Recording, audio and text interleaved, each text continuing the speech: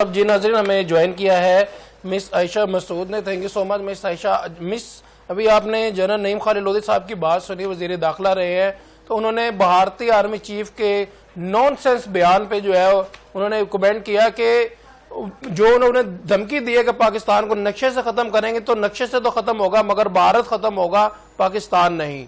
کیا point of view ہے آپ کا مس اس میں؟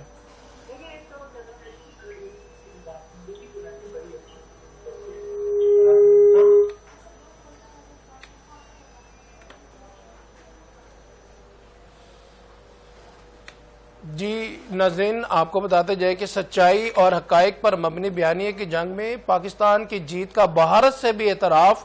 بھارت میں پاکستان کے خلاف اپنے گمراہ کن بیانیے کی ترویج کے لیے اپنے تمام وسائل اور پروکسیز کو استعمال کرنے لگا. بھارت کے سابق deputy national security adviser Arvind Gupta نے بھی اعتراف کر لیا. بولے پاکستان کے بیانیہ اس لیے کامیاب ہوتا ہے کیونکہ انہوں نے دہائیوں سے اس پر محنت کی. پاکستان نے بھارتی بیانیے کے توڑ کے لیے طویل حکمت عملی کے تحت کام کیا, جبکہ دوسری جانب طالبان رجیم میں افغانستان سے جوہری دہشت گردی کا خطرہ اقوام متحدہ نے انتباہ جاری کر دیا. اقوام متحدہ کے انسداد دہشت گردی مرکز کے مطابق تاجکستان سے چوری یورینیم ڈائی آکسائیڈ کی حامل 133 گولیاں افغانستان میں موجود ہیں. جی مس عائشہ مسعود, کیا کہیں گی, آپ کا کیا پوائنٹ آف ویو ہے بھارتی آرمی چیف کے اس نان سینس بیانیے پہ؟ نہیں, بھارت کے دماغ میں کوئی ایسا خلاق بنا ہوا ہے کہ اسے دنیا کی بدلتی ہوئی صورتحال کا ادراک ہی نہیں ہو رہا.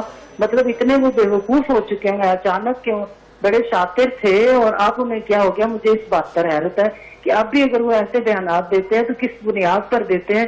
کیا دنیا کے بدلتے ہوئے سارے جو ماحول ہے اس پر ان کی نظر نہیں ہے کہ یہ ان کے دماغ میں ابھی بھی اکھنڈ بھارت اور گریٹر ہندوستان کا کوئی خنداز سمایا ہوا ہے؟ مجھے یقین کریں کہ ان کے کسی بھی بھارت کے کسی بھی آرمی سینئر نے یا آرمی چیف نے کوئی ایسا بیان دیا تو یہ انتہائی بے وقوفانہ بات ہے. وہ اس لیے کہ یعنی دنیا میں جو اس وقت آپ نے دیکھا کہ موجودہ حالات میں جو جنگیں ہوئی ہیں اس کے بعد دنیا میں بہت تیزی سے بدل گئے ہیں حالات. سپر پاورز چینج ہو رہی ہیں, سپر پاورز نہیں بننے جا رہی ہیں, تو اکھنڈ بھارت اور وہ پاکستان کو ٹھیک کر دے گا یا کچھ بھی کر دے گا, یہ بیانیہ تو ٹوٹلی ہمیں اپنے دماغ سے نکال دینا چاہیے. میرا خیال ہے وہ کسی پچھلے زمانے میں, اور وہ جو 47 میں پاکستان بنا تھا اور ان کے دماغ میں تھا کہ پاکستان کی معیشت اتنی کمزور ہے, یہ سروائیو نہیں کر پا جائیں گے. اور شروع کے دنوں میں پاکستان بننے کے بعد ان کے دماغ میں ایک غلط فہمی تھی کہ یہ پاکستان زیادہ دن آگے نہیں سروائیو خدا نخواستہ نہیں کر پائے گا. آج دیکھ لیں پاکستان کس جگہ پر ہے, تمام تر مشکلات میں بھی سروائیو کر رہا ہے. اور دوسری بات یہ ہے کہ جو دنیا میں تیزی سے ایران امریکہ اسرائیل کے گٹھ کے بعد, ایران کی جنگ کے بعد خلیجی ممالک میں کتنی تیزی سے تبدیلی آئی ہے. اسی طرح چائنا اور روس کا جو ابھی آپ منظر دیکھ رہے ہو, یہ ایک نیا منظر ہے. دنیا میں جہاں سپر پاور ہل گئی اپنی, امریکہ وائز سپر پاور نہیں رہا ہوا, تو امریکہ جیسا ملک سپر پاور نہیں رہا, تو یہ اکھنڈ بھارت یا کسی بھی خوش فہمی میں پاکستان کو تو کچھ بھی نہیں کہہ سکتے. ان کو اندازہ ہی نہیں ہے کہ کون آئندہ آنے والے ماحول میں جو تبدیلیاں ہیں اس کے کیا نتائج نکلیں گے. تو مجھے تو افسوس ہے کہ وہ کس زمانے میں رہ کر سوچ رہے ہیں جو اس قسم کا ایک پرانا اور گھسا پٹا بیانیہ یا بیان بازی کر رہے ہیں. اس کا کچھ فائدہ نہیں ہے. پاکستان کو نہ کوئی نقصان پہنچا سکتا. پاکستان پہلے سے بھی بعض اپنی مشکلات کے باوجود ایک مضبوط پوزیشن پر ہے, اور بھارت جو ہے اس کا جو احوال ہے وہ بھی ہم سب جانتے ہیں. حتیٰ کہ دنیا کی امریکہ سپر پاور رہنے پر سوالیہ نشان بن گیا. تو ان معاملات کو انڈیا والے یا ان کے آرمی کے سینئر یا ان کے اسکالر شاید بدلتی ہوئی دنیا کے ماحول میں کچھ بھی اندازہ نہیں کر پا رہے, یا ان کی اتنے انٹیلیجنٹ نہیں ہے کہ اس ساری بدلتی ہوئی صورتحال کو سامنے رکھ کر. مگر مس عائشہ بھی جنرل صاحب کا بھی یہ پوائنٹ آف ویو تھا کہ یہ پولیٹیکل پریشر ہے, تو یہ آرمی چیف پہ پولیٹیکل پریشر آیا ہے اور آرمی چیف نے پولیٹیکل پریشر میں جو ہے یہ بیان دیا ہے. دیکھیں, آرمی چیف کو پہلی بات تو یہ ہے کہ وہ ذمہ دار, اس کا رول کیا ہوتا ہے. آرمی چیف کو عموماً تو اس قسم کے بیانات سے پرہیز ہی کرنا چاہیے جن کا تحفظ اور سلامتی کے لیے کسی بھی ملک کے لیے دے سکتے ہیں. تو اگر اس پر کوئی سیاسی پریشر آیا اور اس کے بعد اس نے کہا ہے تو وہ پھر ایسا نہیں ہونا چاہیے تھا کہ آرمی چیف ان کا سیاسی پریشر میں آ کے اول فول بکنا شروع ہو جائے اور اس قسم کی باتیں شروع کر دے. کسی بھی ملک کا جو آرمی چیف ہے، بھارت ایک بڑا ملک ہے، اس میں کئی طرح کے مذاہب کے لوگ موجود ہیں، اور اس ملک کا جو آرمی چیف ہے اس کے اندر یہ سینس ہونی چاہیے کہ دنیا میں دفاعی نظام کے اندر اور جنگوں کے ماحول کے اندر کیا تبدیلیاں رونما ہوئی ہیں. اگر وہ مد نظر رکھتے تو وہ کم از کم ان سے اپنے سیاسی جس سے دباؤ آیا تھا ان کے ساتھ میٹنگ کر سکتے تھے، بات کر سکتے تھے کہ اب ہم یہ پرانا بیانیہ نہیں لے کر چل سکتے کیونکہ پوری دنیا کا اوورال ماحول بدل گیا ہوا ہے. تو یہ مطلب ایک ترقی یافتہ ممالک جتنے بھی ہیں یا اتنے بڑے عہدوں پر یہ بیٹھے ہوئے لوگ ہیں یا ترقی پذیر ممالک ہیں، اتنا سینس تو اس بدلتے ہوئے نظام کا ان کو ہونا چاہیے. تو آرمی چیف کے بھارت کے آرمی چیف نے اگر ایسا کہا تو میں یہی سمجھتی ہوں کہ بہت ہی پرانا بیانیہ اور بہت ہی افسوسناک اور کم علمی کی نشانی میں تو اس کو قرار دے سکتی ہوں. اس میں کوئی بھی ایسی ذہانت نظر نہیں آ رہی کہ بڑے ملک کا وہ اس قسم کی بات کر رہے ہیں. مس، آپ کو کیا لگتا ہے کہ یہ آرمی چیف کو صرف پولیٹیکل پریشر تھا؟ یہ نریندر مودی یا بی جے پی پارٹی جو ہے، یہ پرانے سیاستدان ابھی بھی جو ہے زندہ ہیں اور ان کی وجہ سے آرمی چیف نے یہ بیان دیا پولیٹیکل پریشر میں؟ دیکھیں، پولیٹیکل پریشر پہلے تو یہ ہے کہ آرمی چیف کو پولیٹکس پر پریشر نہیں ڈالتا اور پولیٹیکل پریشر آرمی چیف پر نہیں آتا، دونوں کے کام الگ الگ ہیں. لیکن اگر بھارت میں ایسا ہو رہا ہے تو مودی سرکار کو بھی نومبر میں جہاں تک مشکلات ٹرمپ کے سامنے آ سکتی ہیں، ایسے مودی کے سامنے بھی کئی طرح کی مشکلات آ سکتی ہیں.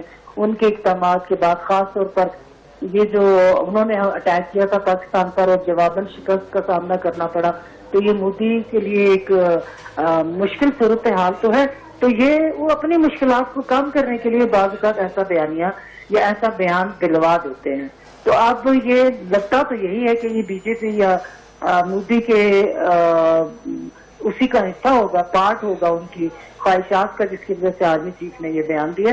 لیکن یہ واقعی حیرت انگیز بات ہے کہ آرمی چیف اتنا زیادہ ایک عام آدمی تو نہیں ہوتا کسی بھی ملک کا آرمی چیف، تو وہ ایک عام شخص کی طرح کسی کے کہنے پر آ کے لازم قسم کے اور فضول قسم کے بیانات کی طرف نہیں جاتا، اوائڈ کرتا. تو مجھے حیرت ہے کہ مطلب وہ یہ کس قسم کے ان کے آرمی چیف اتنی کمزور شخصیت ہے کہ سیاسی دباؤ میں آ کے ایک بیانیہ ایسا تشکیل کرنے کی یا ایسی بات کرنے کی کوشش کر رہے ہیں جس کا شاید 47 کے بعد یا اگلے 10 سالوں میں پاکستان پر کوئی اثر بھی ہوتا. اب تو بالکل ہی نہیں ہو سکتا. بھارت ایک جنگ میں شکست کھا کے بھی کافی پیچھے ہے، اور دوسرا یہ کہ دنیا میں خلیجی ممالک کو، سعودی عرب کو، ان کو اپنی پالیسیز بدلنی پڑ گئی، کئی چیزوں پر سوچنا پڑ گیا. تو بھارت کی طرف سے بھی یہ بہت ہی کوئی اولڈ قسم کا اور گھسا پٹا بیانیہ ہے. اور مجھے افسوس ہو رہا ہے کہ یہ والے الفاظ میں ان کے آرمی چیف کے ساتھ جوڑ رہی ہوں.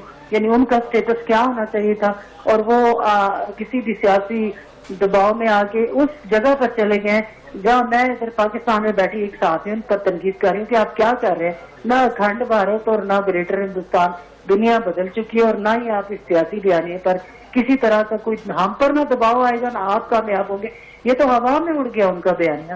الٹا ان کا اپنا تعصب خراب ہوتا ہے. ظاہر ہے ایک ڈگنیٹی ہوتی ہے آرمی چیف کی، ایک وقار ہوتا ہے جس بھی ملک کا ہو. تو مجھے تو لگتا ہے کہ یہ انہیں کام کرنا ہی نہیں چاہیے تھا. بالکل صحیح، بالکل صحیح. جی مس عائشہ، کیا کہیں گی آپ؟ امریکی سینٹ میں ایران کی ناکہ بندی ختم کرنے کی قرارداد منظور. قرارداد 47 کے مقابلے میں 50 ووٹوں سے منظور ہوئی. سینٹ کے بعد اب امریکی ایوان نمائندگان میں ووٹنگ ہوگی. امریکی میڈیا رپورٹس کے مطابق اراکین کانگریس کی بڑی تعداد چاہتی ہے کہ جنگ کے لیے کانگریس سے منظوری لی جائے. کیا کہیں گی آپ اس پہ؟ دیکھیں، ان کے جو کانگریس مین ہے نا، ان کی اہمیت بھی ہوتی ہے. جب ہم باہر کے ملکوں میں جاتے ہیں تو جو کانگریس مین ہیں ہمیں نظر آتے ہیں مختلف جگہوں پر، تو وہ اپنی حکومتی سطح پر ان کی پالیسیز کی نمائندگی بھی کر رہے ہوتے ہیں. اب یہ کہنا کہ وہاں کانگریس کی اہمیت نہیں ہے، ہمارے ملک کی طرح بعض ان کی ایسی جگہ ہیں جہاں وہ ان لوگوں کی یا ان افراد کی اہمیت ہوتی ہے. اب اگر آپ دیکھتے ہیں کہ انہوں نے اتنی 50 لوگوں نے یہ کہہ دیا جی کانگریس سے منظوری لیں، یا یہ کہ ایران کی جو ناکہ بندی ہے وہ ختم کی جائے. تو یہ جو رویہ ہے نا، نہ صرف کانگریس میں بلکہ امریکہ کے بعض اہم اداروں سے لے کر عوام کی سطح تک آپ چلے جائیں تو یہ رویہ نظر آتا ہے کہ یہ جو ٹرمپ نے جنگ تھوپ دی تھی، اور وہ بھی مطلب خود وہ بھی اتنا دباؤ میں نظر آتے ہیں کہ وہ بھی اسرائیل کے دباؤ میں براہ راست نظر آتے ہیں. تو اسی وجہ سے شاید سپر پاور ہونا امریکہ کا کمزور بھی پڑا ہے. اس میں ٹرمپ کی بہت ساری غلطیاں شامل ہیں جو وہ خاص طور پر اسرائیل کے دباؤ میں صاف ستھرے نظر آ رہے ہوتے ہیں. کہ یہ پریشر میں ہے. جبکہ چائنا میں بھی ان کی حالت دیکھ لیں. تو مقصد یہ کہ چاہے ان کی کانگریس ہے, چاہے ان کے دیگر اس سے منسلک ادارے ہیں یا عوام ہے, وہاں یہ چیز اب بدقسمتی سے ٹرمپ کے خلاف جا رہی ہے ساری چیزیں. اور ایران پر جو جنگ مسلط کی گئی ہے اس کی فیور میں بہت کم لوگ نظر آئیں گے. تو کانگریس مین جتنے ان کے ہیں, انہوں نے جو میجورٹی کے ساتھ یہ بات کی کہ ایران کی ناکہ بندی ختم کی جائے, تو ظاہر ہے اس کے ابنائے ہرمز کے بند ہونے کے ایران کی, یعنی پہلے معاشی طور پر ان کو اتنا بھی ادراک ہونا چاہیے کہ ایران کے اوپر اتنی طویل پابندیاں, ان کی کرنسی کو اتنا ڈی ویلیو کر کے اس کے بعد بھی وہ ایران کو وہ نقصان نہیں پہنچا سکے جو ان کی خواہشات میں شامل تھا. ایران مضبوط طریقے سے پھر بھی کھڑا, اور اس نے اپنے تمام معاشی کمزوریوں کے باوجود دفاعی طور پر اپنے آپ کو بہت مضبوط کیا پچھلے کئی سالوں میں.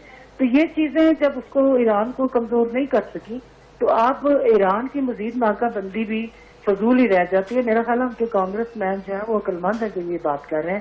حتیٰ کہ اگر ٹرمپ عوامی رائے لے کسی وقت تو بھی انہیں نظر آ جائے گا کہ ایران کی یہ ناکہ بندی ختم کرنا, جنگ کو ختم کرنا, اور پھر ابنائے ہرمز کو کچھ مطالبات ایران کے مان کے, کچھ اپنا باتوں کو سامنے رکھ کے ایک ایسے ایگریمنٹ پر آنا جس میں محض امریکہ کی گنڈا گردی نہیں چلے گی کہ ساری چیزیں میری مان لیں. وہ تو انہیں اب نظر آ گیا کہ نہیں مانے گا. تو جب ساری نہیں مانے جائیں گی تو کچھ ایران کی, کچھ اپنی, جیسے وہ اپنے آگے تھے یورینیم افسودگی کے بارے میں کہ ہم 5 سال پہلے کہا تھا, پھر 15 تک آگے تھے, اور امریکہ کہہ رہا تھا 20 سال تک کی اس کو آپ پابندی کر رہے ہیں.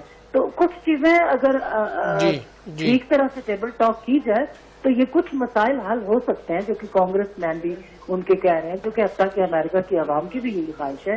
اور بعض اور بھی ہیں, ٹرمپ کے نیچے کے بعض لوگ ہیں جو ٹرمپ کی پالیسی سے اختلاف کر رہے ہیں, جو ابھی اتنا اوپن نہیں ہوا. تو ان باتوں پر غور و فکر ٹیبل ٹاک کے بعد کرنا چاہیے. وہ بھی نقصان اس لیے پوچھا کہ ٹرمپ جو ہے وہ رویہ بدل جاتے تھے, وہ 2 گھنٹے کے اندر 10 اسٹیٹمنٹ دے دیتے تھے. تو ٹرمپ کی جو یہ پرسنالٹی کے ایشوز ہیں نا, یہ کچھ سائیکولوجیکلی ہیں یا ان کی عادت یا مزاج کا حصہ ہے. ویسے چین میں وہ بہت سلجھے ہوئے نظر آئے. چین میں جب گئے ہیں تو اس دورے میں چین کا ٹرمپ پر اتنا اثر ہوا ہے کہ ایک نیا ٹرمپ آپ کو نظر آتا ہے جو رنگ برنگی باتیں نہیں کر رہا, تھوڑا سا باوقار انداز میں چل رہا ہے.